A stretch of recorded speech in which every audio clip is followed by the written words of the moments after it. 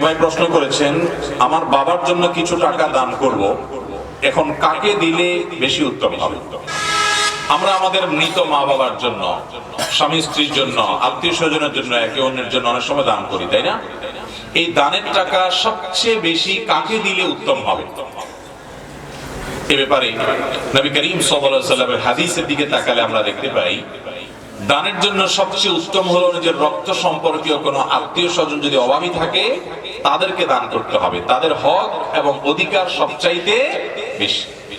নবী করিম সাল্লাল্লাহু আলাইহি ওয়াসাল্লাম বলেছেন, আস-সাদাকাতু আলাল মিসকিনি সাদাকাহ। একজন অনাত্মীয় ও গরীব অভাবীকে দান করলে শুধু সাদাকার সওয়াব পাবে, দানের সওয়াব পাবে, কিন্তু ওয়াস-সাদাকাতু আলা যিল কুরবা সিলাতুন ওয়া সাদাকাহ।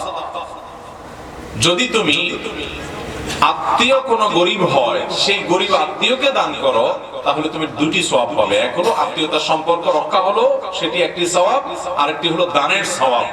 এজন্য আপনি কোন দান, কোন দাক্ষিণ্য, কোন আপনার সাদাকা যদি করতে হয়, এর জন্য সর্বাধিক হকদার হলো আপনার রক্ত সম্পর্কীয় কোন আত্মীয় যদি অভাবী হয়। ধরুন আপনি নিজে প্রাপ্তবয়স্ক, আপনার প্রাপ্তবয়স্ক ভাই আছেন অভাবী, তাহলে ভাইকে আপনি অগ্রাধিকার দিবেন। আপনার বোন আছেন অভাবী, তাদেরকে অগ্রাধিকার দিবেন। ভাতিজা ভাতাজি অভাবী আছে, তাদেরকে অগ্রাধিকার দিবেন। আপনার চাচা ফুফু গরিব আছেন, তাদেরকে অগ্রাধিকার দিবেন। এরকম লোকদেরকে, রক্ত সম্পর্কে আত্মীয় স্বজনকে অগ্রাধিকার দিবেন। এর মানে আবার এটা না যে শুধু তাদেরকেই দিবেন আর কাউকে দিবেন না, এদেরকে অগ্রাধিকার দিবেন, এদেরকে আগে দিবেন, এরপরে বাকিদেরকে দিবেন। এটা হলো সবচেয়ে উত্তম।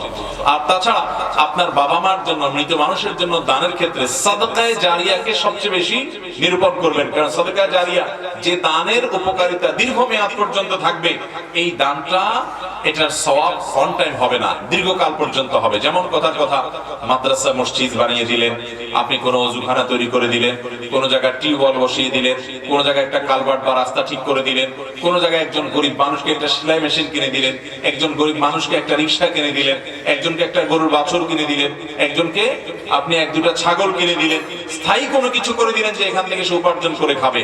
অথবা আপনি একটা গাছ লাগালেন, কয়েকটা গাছ লাগালেন, সেগুলো যদি পরিচর্যা করে বড় করতে পারেন এবং বলেন যে আল্লাহ, এই গাছ লাগানোটা ইবাদত, আমরা অনেকে জানি না, এই ইবাদতটি, এই নেকামলটা আমি করলাম আমার মৃত বাবার থেকে, মায়ের তরফ থেকে, তো এটা হবে তার জন্য সবচেয়ে উত্তম। অন টাইম ইবাদতের চাইতে সাদকামূলক বা সাদকায়ে জারিয়ামূলক ইবাদত, এটা মৃত মানুষের জন্য অনেক বেশি উপকারী হয়। আল্লাহ আমাদেরকে আমলের তৌফিক দান করুন।